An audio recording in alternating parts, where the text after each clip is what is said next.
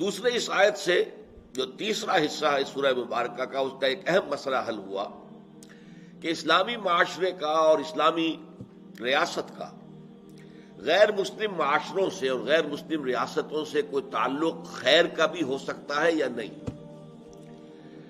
فرمایا دیکھو دو چیزیں تمہارے مابین مشترک ہیں، چاہے تم مومن ہو اور وہ کافر ہیں، لیکن تم سب کا پیدا کرنے والا ایک اللہ ہے۔ انا خلقناکم، ہم نے پیدا کیا تم سب کو۔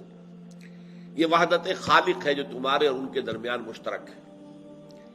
دوسرے، ہم نے تمہیں ایک ہی انسانی جوڑے کی اولاد بنایا ہے، آدم اور حوا کی نسل سے ہو تم سب۔ یہ دوسری قدر مشترک تمہارے مابین ہے۔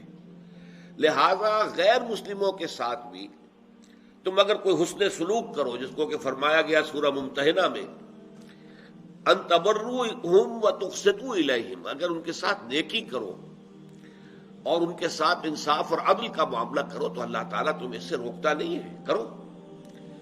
ہاں، جو لوگ ہاسٹائل ہوں، جن سے جنگ چھڑی ہوئی ہو، جو تمہارے خلاف جتھا بندی کر رہے ہوں، جنہوں نے تمہارے خلاف جنگ کی ہو یا جنگ کرنے والوں کی مدد کی ہو، جنہوں نے تمہیں گھروں سے نکالا ہو یا نکالنے والوں کا سہارا بنے ہو، پشت پناہ بنے ہو، ان کے ساتھ کوئی دوستی، کوئی تعلق نہیں ہو سکتا۔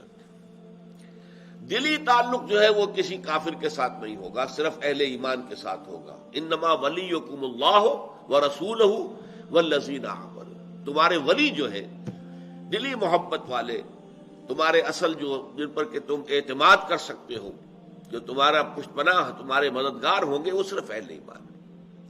لیکن یہ ہے کہ بہرحال غیر مسلموں کے ساتھ ایک پوٹینشل دشمنی والا معاملہ نہ رکھو۔ اگر کوئی ایسے غیر مسلم ہے جو تمہارے خلاف جنگ نہیں کر رہے، تمہارے خلاف کسی اتحاد میں شریک نہیں ہے، انہوں نے تمہارے خلاف جو ہے کوئی جتھا بندی نہیں کی ہے، تو ان کے ساتھ تم بھلائی کا معاملہ کرو، ان کے ساتھ نیکی کرو، تاکہ ان کے دل پسیجیں اور وہ اسلام اور ایمان کی طرف جو ہے راغب ہو جائے۔